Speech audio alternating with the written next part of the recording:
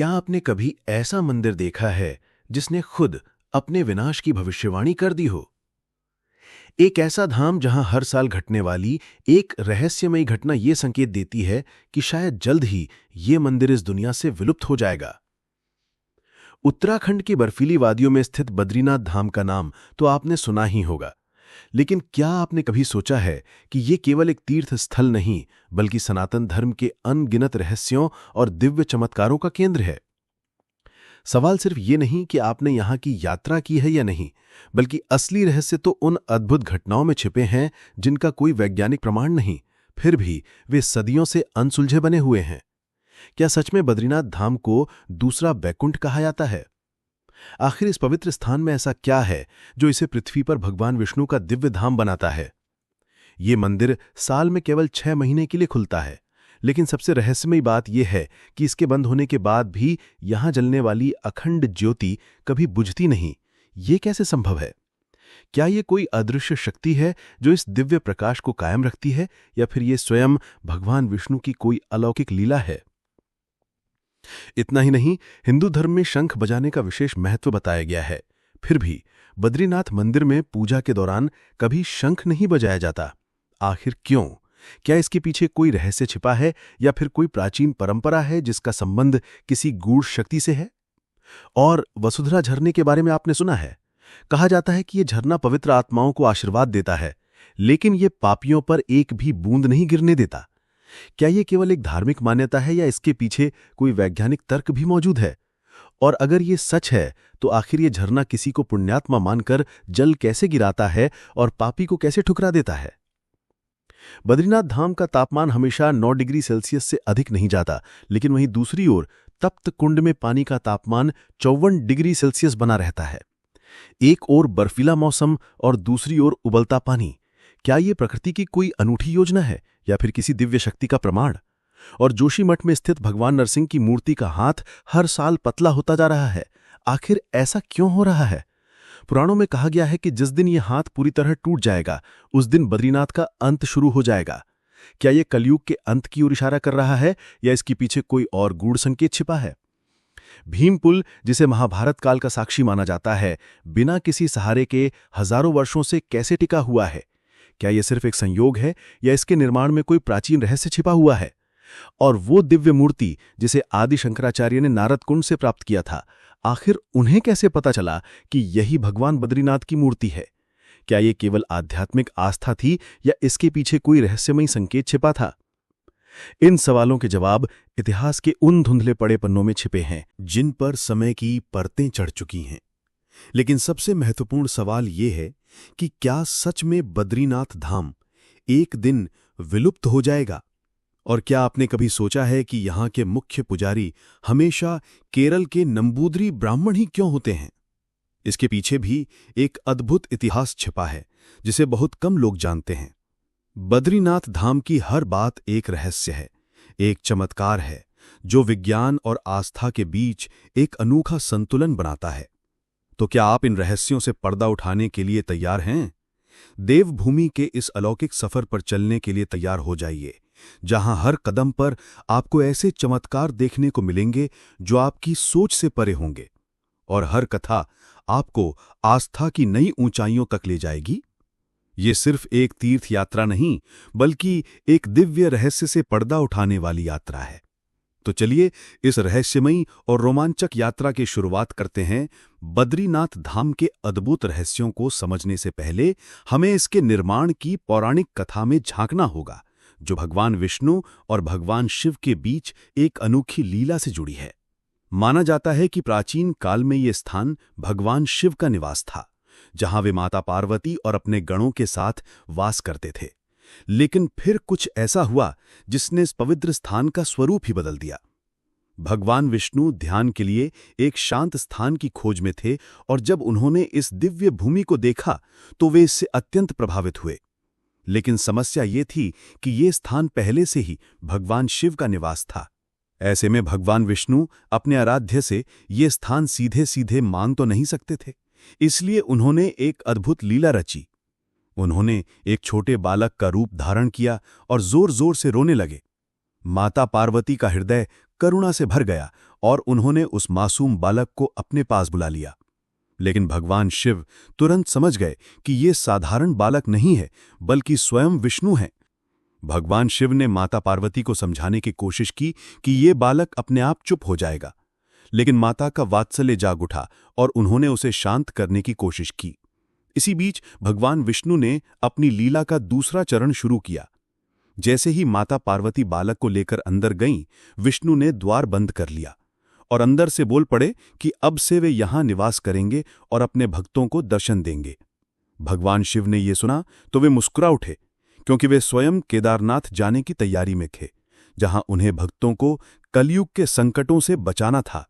भगवान शिव ने प्रसन्न होकर भगवान विष्णु को आशीर्वाद दिया कि ये स्थान अब से बद्रीनाथ धाम कहलाएगा और यहीं पर लोग उन्हें साक्षात नारायण रूप में पूजेंगे।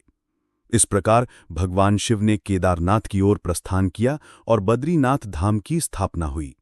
कहते हैं कि इस मंदिर का निर्माण देवताओं के आग्रह पर स्वयं विश्वकर्मा ने किया था। लेकिन क्या आप जानते हैं कि इस मंदिर में स्थित भगवान विष्णु की प्रतिमा से भी एक अनोखा रहस्य जुड़ा है। ये केवल एक मूर्ति नहीं, बल्कि एक दिव्य प्रतिमा है, जिसके बारे में कहा जाता है कि यह स्वयं प्रकट हुई थी। बद्रीनाथ मंदिर में स्थापित भगवान विष्णु की ये प्रतिमा करीब 1 मीटर लंबी है और शालग्राम पत्थर से बनी हुई है। किंवदंती है कि आदि शंकराचार्य ने 7वीं शताब्दी में इस प्रतिमा को अलकनंदा नदी से निकालकर यहां स्थापित किया था। माना जाता है कि केवल एक पत्थर नहीं, बल्कि भगवान विष्णु की स्वयं प्रकट हुई दिव्य मूर्ति है, जिसे देखना मात्र ही मोक्ष की ओर ले जाता है। लेकिन सवाल ये उठता है कि आदि शंकराचार्य को कैसे पता चला कि यही वो दिव्य प्रतिमा है जिसे इस मंदिर में स्थापित किया जाना चाहिए? क्या ये केवल एक संयोग था, या इसके पीछे भी कोई अलौकिक संकेत था? ये रहस्य आज भी बद्रीनाथ धाम के अनसुलझे चमत्कारों में से एक बना हुआ है। 6ठी शताब्दी के आसपास, जब इस पवित्र मंदिर की सुरक्षा का कोई निश्चित प्रबंध नहीं था, तब यहां ना तो कोई सैनिक तैनात थे और ना ही कोई अन्य रक्षक। उस समय हूणों और बौद्धों के आक्रमण का भय इतना गहरा था कि पुजारियों ने भगवान बद्री विशाल की मूर्ति को बचाने के लिए एक चौंका देने वाला कदम उठाया। उन्होंने इस दिव्य प्रतिमा को सुरक्षित रखने के लिए अलकनंदा नदी में प्रवाहित कर दिया। लेकिन तब किसी ने सोचा भी नहीं था कि ये मूर्ति सदियों तक लुप्त रहेंगी और इसके दोबारा प्रकट होने की कहानी स्वयं एक चमत्कार से कम नहीं होगी। सैकड़ों वर्षों के बाद जब आदि शंकराचार्य बद्रीनाथ पहुंचे, तो उन्होंने इस मंदिर की मूल प्रतिमा के बारे में जानकारी प्राप्त करनी चाहिए। लेकिन जब पुजारियों से पूछा गया तो उन्होंने बताया कि उनके पूर्वजों ने मूर्ति को सुरक्षित रखने के लिए नदी में प्रवाहित कर दिया था, किंतु किसी को यह ज्ञात नहीं था कि मूर्ति को किस दिशा में टाला गया था। यह सुनकर आदि शंकराचार्य ध्यान में लीन हो गए और दिव्य दृष्टि से मूर्ति का स्थान खोजने लगे। ध्यानस्थ अवस्था में उन्हें एक संकेत मिला और वे बिना किसी हिचक के अलकनंदा नदी की ओर बढ़ चले। पुजारियों की उत्सुक और चिंतित दृष्टियां उन्हें देख रही थीं, लेकिन फिर कुछ ऐसा हुआ जो किसी ने कल्पना भी नहीं की थी। आदि शंकराचार्य ने सीधे नारद कुंड में छलांग लगा दी। ये देखकर पुजारियों के बीच हाहाकार मच गया, क्योंकि नारद कुंड अपनी गहराई और विशालता के लिए कुख्यात था। उसमें गिरने के बाद जीवित लौटना लगभग असंभव माना जाता था। लेकिन शंकराचार्य कोई साधारण मनुष्य नहीं थे, वे एक दिव्य पुरुष थे। कुछ ही क्षणों के बाद जब वे कुंड से बाहर निकले तो उनके हाथ में वही दिव्य प्रतिमा थी जिसे सदियों पहले सुरक्षित रखने के लिए नदी में प्रवाहित कर दिया गया था।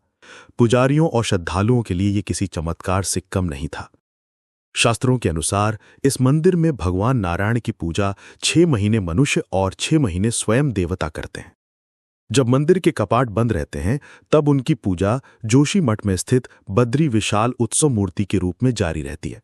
ये केवल एक धार्मिक कथा नहीं, बल्कि भारतीय संस्कृति और इतिहास का एक अभिन्न अंग भी है। लेकिन क्या आपने कभी सोचा है कि आखिर बद्रीनाथ धाम के कपाट 6 महीने तक बंद क्यों रहते हैं? क्या ये केवल मौसम की मार है या इसके पीछे कोई गहरा रहस्य छिपा है? मान्यता है कि बद्रीनाथ धाम के कपाट हर वर्ष 6 महीनों के लिए बंद कर दिए जाते हैं। विशेष रूप से मौसम की प्रतिकूल परिस्थितियों के कारण अक्टूबर-नवंबर के दौरान यहां भारी बर्फबारी होने लगती है, जिससे रास्ते अवरुद्ध हो जाते हैं और श्रद्धालुओं का आवागमन असंभव हो जाता है। इसीलिए भक्तों की सुरक्षा को ध्यान में रखते हुए मंदिर के द्वार बंद कर दिए जाते हैं। लेकिन क्या यह केवल प्राकृतिक कारणों से होता है या इसके पीछे कोई दैवीय योजना भी काम कर रही है? जब मंदिर के कपाट बंद होते हैं तो पूजा अर्चना का कार्य जोशी मठ में स्थित भगवान नरसिंह के मंदिर में बद्री विशाल उत्सव मूर्ति के रूप में जारी रहता है। कपाट बंद करने की तिथि विजयादशमी के दिन घोषित की जाती है और आमतौर पर अक्षय तृतीया के दिन इसे फिर से खोला जाता है। लेकिन सबसे रहस्यमयी बात तो ये है कि जब मंदिर के कपाट 6 महीनों तक बंद रहते हैं तो इस दौरान वहां कोई नहीं होता, न पुजारी, न भक्त, न कोई दीप जलाने वाला। तो फिर आखिर क्या कारण है कि मंदिर में जलने वाली अखंड ज्योति कभी बुझती नहीं? कौन इसे जलाए रखता है? क्या ये कोई अदृश्य शक्ति है या स्वयं भगवान विष्णु की लीला? आइए इस रहस्य से पर्दा उठाते हैं। बद्रीनाथ धाम की अखंड ज्योति का रहस्य और इसका आध्यात्मिक महत्व आज भी श्रद्धालुओं और वैज्ञानिक के लिए एक अनसुलझी पहेली बना हुआ है। इस दिव्य ज्योति की सबसे अद्भुत बात यह है कि ये बिना किसी बाहरी साधन के, न तेल न बाती, लगातार 6 महीनों तक जलती रहती है। ये अपने आप में एक ऐसा चमत्कार है जो इस मंदिर की दिव्यता को और भी रहस्यमय बना देता है। हजारों वर्षों से चली आ रही मान्यता के अनुसार ये ज्योति भगवान विष्णु की उपासना और उनकी सजीव उपस्थिति का प्रतीक मानी जाती है। जब मंदिर के कपाट बंद होते हैं तब भी ये ज्योति जलती रहती है, जो ये दर्शाती है कि भगवान हर समय यहाँ विराजमान रहते हैं। इस ज्योति के दर्शन मात्र से श्रद्धालुओं की आस्था और भक्ति को एक नई ऊर्जा मिलती है। कहा जाता है कि जो भी भक्त सच्चे मन से इस ज्योति के दर्शन करता है उसे मोक्ष की प्राप्ति होती है। यही कारण है कि ये बद्रीनाथ यात्रा का एक अत्यंत महत्वपूर्ण आध्यात्मिक हिस्सा माना जाता है। लेकिन बद्रीनाथ धाम से जुड़ा एक और रहस्य है जो इसे अन्य मंदिरों से अलग बनाता है। यहाँ के मुख्य पुजारी केवल केरल के नंबूदिरीपद ब्राह्मण ही होते हैं। आखिर ऐसा क्यों? ये परंपरा कब और कैसे शुरू हुई? इसका रहस्य हमें 7वीं शताब्दी में आदि शंकराचार्य की आध्यात्मिक यात्रा के समय ले जाता है, जब उन्होंने बद्रीनाथ मंदिर में भगवान नारायण की मूर्ति को नारद कुंड से निकालकर स्थापित किया। तब उन्होंने एक विशेष परंपरा की नींव रखी। उन्होंने ये नियम बनाया कि उत्तर भारत के प्रमुख मंदिरों में दक्षिण भारतीय ब्राह्मण और दक्षिण भारत के मंदिरों में उत्तर भारतीय ब्राह्मण पुजारी बनेंगे। इसका मुख्य उद्देश्य संस्कृतियों का आदान प्रदान और एकता को बढ़ावा देना था। यही कारण है कि बद्रीनाथ मंदिर में मुख्य पुजारी, जिन्हें रावल कहा जाता है, केरल के नंबूदिरी ब्राह्मण होते हैं। रावल बनने से पहले उन्हें नायब रावल बनाया जाता है ताकि वे मंदिर की सभी परंपराओं और रीति रिवाजों का गहन ज्ञान प्राप्त कर सकें। इनका चयन बद्रीनाथ मंदिर समिति द्वारा किया जाता है। परंपराओं की बात करें तो बद्रीनाथ मंदिर से जुड़ी एक और अद्भुत मान्यता ये है कि यहाँ स्थापित मूर्ति को कोई साधारण व्यक्ति स्पर्श नहीं कर सकता। केवल रावल यानी मुख्य पुजारी को ही मूर्ति को छूने की अनुमति होती है। ये नियम सदियों से चला आ रहा है और इसे सख्ती से पालन किया जाता है। लेकिन इस मंदिर से जुड़ी सबसे रहस्यमयी और चौंकाने वाली परंपरा ये है कि यहाँ के मुख्य पुजारी यानी रावल को साल में 2 बार स्त्री वेश धारण करना पड़ता है। आखिर क्यों? इसके पीछे क्या धार्मिक या आध्यात्मिक कारण है? ये परंपरा कब से चली आ रही है? आइए इस रहस्य से भी पर्दा उठाते हैं। बद्रीनाथ धाम की परंपरा और रहस्य किसी चमत्कार से कम नहीं है। यहाँ की हर मान्यता के पीछे एक गहरी धार्मिक और आध्यात्मिक भावना छिपी हुई है। इन्हीं अद्भुत परंपराओं में से एक है बद्रीनाथ मंदिर के मुख्य पुजारी यानी रावल का वर्ष में 2 बार स्त्री वेश धारण करना। ये परंपरा सदियों से चली आ रही है और इसके पीछे एक गहरी आध्यात्मिक मान्यता जुड़ी हुई है। दरअसल बद्रीनाथ मंदिर में भगवान विष्णु अपने 24 स्वरूपों में से एक नर नारायण रूप में विराजमान है। उनकी पूजा के साथ देवी लक्ष्मी, भगवान गणेश, कुबेर और उद्धव जी के विग्रहों की भी उपासना की जाती है। लक्ष्मी जी का मंदिर मुख्य मंदिर के बाहरी भाग में स्थित है। विजयदशमी के आसपास जब बद्रीनाथ धाम के कपाट बंद किए जाते हैं तो देवी लक्ष्मी की मूर्ति को विशेष पूजा अर्चना के बाद मंदिर के अंदर स्थापित किया जाता है। परंपरा के अनुसार जब वसंत पंचमी के बाद मंदिर के कपाट खुलने का मुहूर्त तय किया जाता है, तब मुख्य पुजारी को स्वयं पार्वती जी का रूप धारण कर देवी लक्ष्मी को मंदिर से बाहर लाने की परंपरा निभानी होती है। ये इसलिए किया जाता है क्योंकि हिंदू परंपराओं के अनुसार किसी पुरुष को देवी को सीधे स्पर्श करने की अनुमति नहीं होती। इसलिए रावल देवी लक्ष्मी की सखी के रूप में तैयार होकर उन्हें मंदिर में पुनः स्थापित करते हैं। बद्रीनाथ धाम की रहस्यमयी गाथाएं यहीं समाप्त नहीं होती। इस पवित्र भूमि के हर कोने में एक अलग चमत्कार छिपा हुआ है। ऐसा ही एक अद्भुत स्थान है वसुधरा झरना, जो बद्रीनाथ धाम से लगभग 4 किलोमीटर की दूरी पर स्थित है। ये झरना लगभग 400 फीट की ऊंचाई से गिरता है और इसका जल अत्यंत शीतल और पवित्र माना जाता है। किंतु इसके बारे में कहा जाता है कि इसका जल केवल पुण्यात्माओं पर ही गिरता है। ये मान्यता महाभारत काल से जुड़ी हुई है। कहा जाता है कि जब महाभारत युद्ध समाप्त हुआ तब पांडव अपने अंतिम सफर स्वर्गारोहणी यात्रा पर निकले थे। इस दौरान उन्होंने वसुधरा झरने के पास विश्राम किया। मान्यता है कि 5 पांडवों में से सहदेव ने यहीं अपने प्राण त्याग दिए थे। ये कहा जाता है कि ये झरना हर किसी के ऊपर नहीं गिरता। यदि किसी व्यक्ति ने जीवन में पाप किए हैं या उसके मन में बुरे विचार हैं, तो इस झरने की एक भी बूंद उसके शरीर को स्पर्श नहीं करती। केवल वे ही लोग इस झरने के जल को महसूस कर सकते हैं जिनका हृदय निष्कलंक और पवित्र होता है। ऐसा क्यों होता है? क्या यह सिर्फ एक लोक कथा है या इसके पीछे कोई वैज्ञानिक कारण छुपा हुआ है? कई लोग ये मानते हैं कि इस झरने का जल अत्यधिक ऊंचाई से गिरने के कारण हवा में बारीक बूंदों में परिवर्तित हो जाता है, जो हल्की होती है और केवल उन्हीं पर गिरती है जो झरने के सही कोण पर खड़े होते हैं। लेकिन स्थानीय श्रद्धालु इसे एक दिव्य संकेत मानते हैं, एक परीक्षा कि कौन पुण्यात्मा है और कौन नहीं। ये रहस्य ही इस झरने को और अधिक चमत्कारी और रोमांचक बनाता है। कुछ मान्यताओं के अनुसार ये झरना केवल एक साधारण झरना नहीं बल्कि स्वर्ग का प्रवेश द्वार माना जाता है। क्या इसमें कोई सच्चाई है? क्या वसुधरा झरना किसी दूसरे आयाम से जुड़ा हुआ स्थान है? आइए इस रहस्य से भी पर्दा हटाते हैं। बद्रीनाथ धाम में मौजूद हर स्थान अपने आप में एक अनोखा रहस्य समेटे हुए, चाहे वो अखंड ज्योति हो, वसुधारा झरना हो या फिर भीम पुल। यहाँ का हर कोना पौराणिक कथाओं और चमत्कारिक घटनाओं से भरा हुआ है।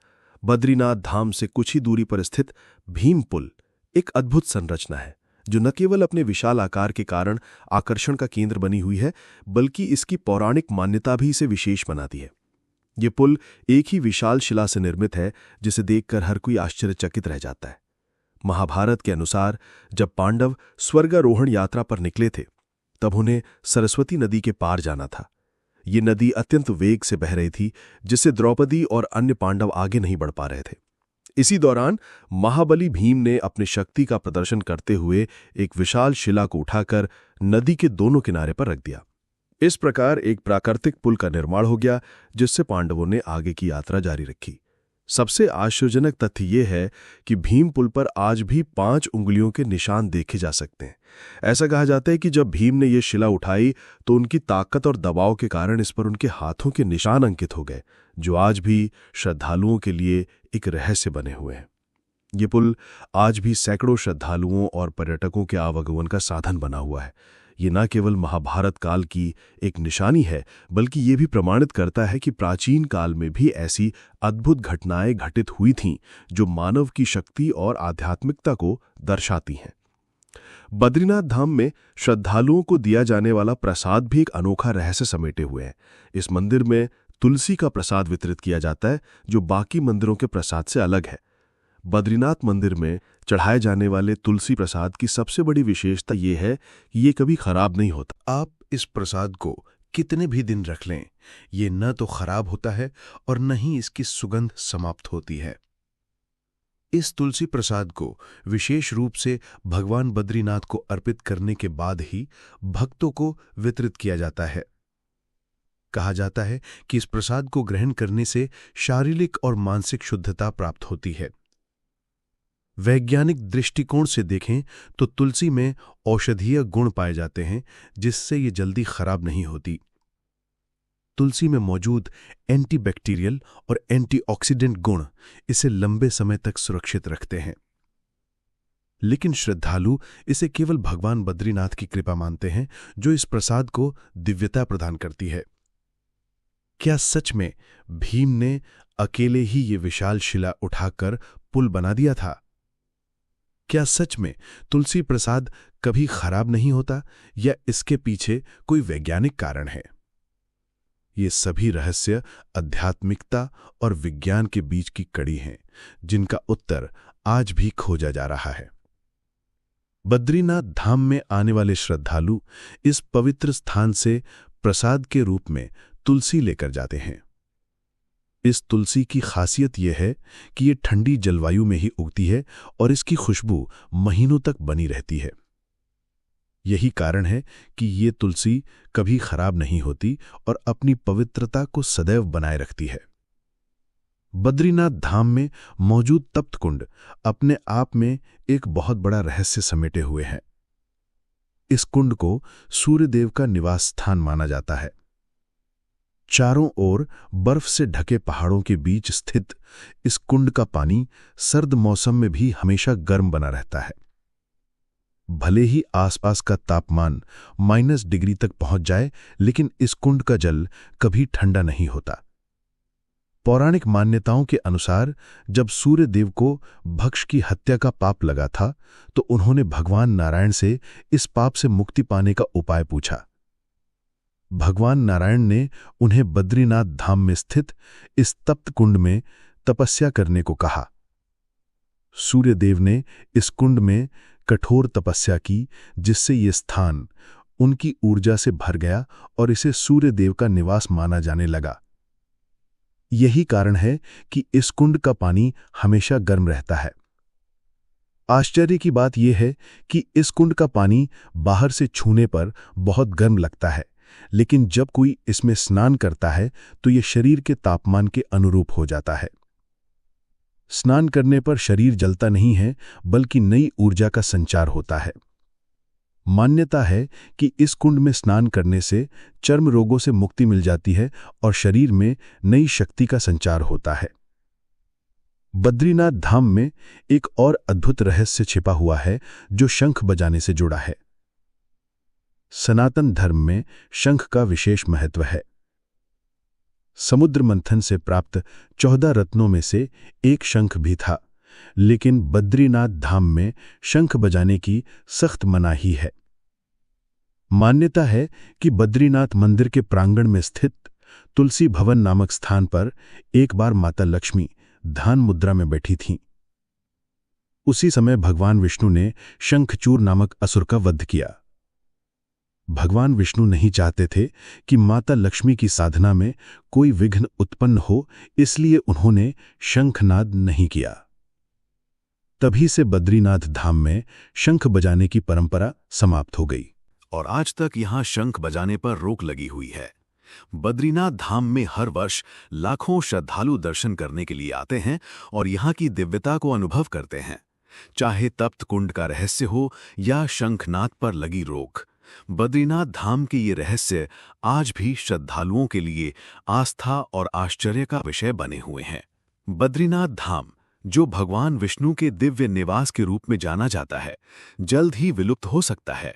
लेकिन आखिर ऐसा क्यों कहा जाता है?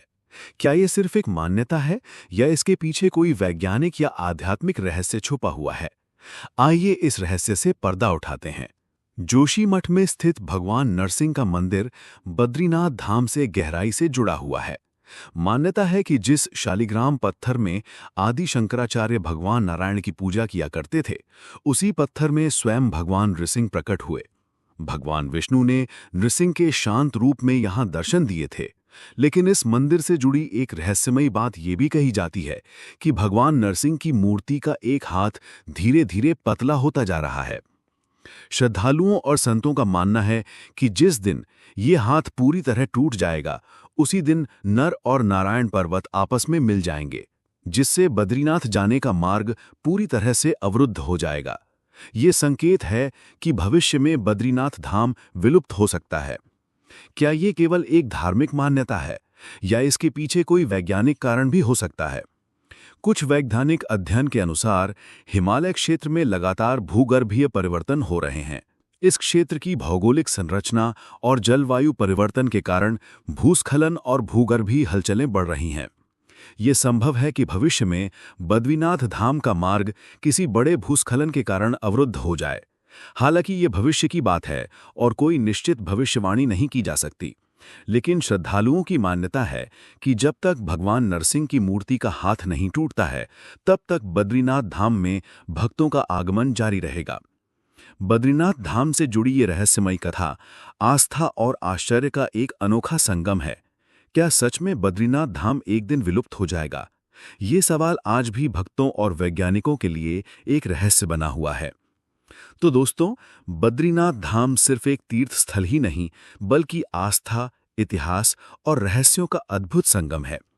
यहाँ के दिव्य स्थल, पवित्र जलधाराएं और अद्भुत प्राकृतिक नज़ारे भक्तों को ईश्वरीय अनुभूति कराते हैं। लेकिन क्या ये सच में विलुप्त हो जाएगा? क्या नरसिंह भगवान की मूर्ति का हाथ एक दिन टूटकर इस पवित्र धाम के अंत का संकेत देगा, या ये केवल एक मान्यता भर है? ये सवाल आज भी एक रहस्य बना हुआ है। लेकिन एक बात तय है, जब तक ये धाम अस्तित्व में है, तब तक ये भक्तों की आस्था और श्रद्धा का केंद्र बना रहेगा। चाहे ये धार्मिक मान्यताओं का चमत्कार हो या प्रकृति का कोई रहस्य, बद्रीनाथ धाम का महत्व कभी कम नहीं होगा। आपका इस वीडियो पर क्या विचार है? क्या आप इस दिव्य धाम के दर्शन कर चुके हैं या यहाँ जाने की इच्छा रखते हैं? हमें कमेंट में जरूर बताएं। और यदि आपको ये वीडियो पसंद आया हो तो इसे लाइक करें, अपने दोस्तों और परिवार के साथ शेयर करें और हमारे चैनल को सब्सक्राइब करना ना भूलें, ताकि हम आपके लिए ऐसी ही और भी अद्भुत और रहस्यमयी कहानियां लाते रहें। हम फिर मिलेंगे एक नई, रोमांचक और रहस्यमयी यात्रा के साथ। तब तक के लिए धन्यवाद। हर हर महादेव।